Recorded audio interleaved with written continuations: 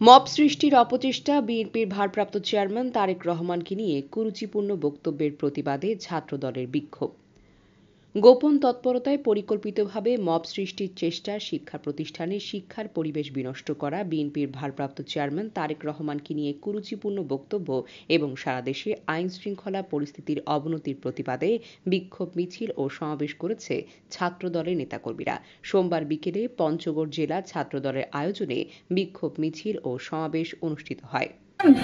আপনারা জানেন এই বাংলাদেশে একটি গুপ্ত 9 তারিখে ঢাকার মিটফোর্ড হাসপাতালে যে সোহাগকে ইট দিয়ে পিটিয়ে হত্যা করা হলো এবং তার পরবর্তীতে খুলনা দৌলতপুরে এবং পায়ে রড কাটা হত্যা করা হলো এবং ফেনীতে 3 জনকে হত্যা করা হলো।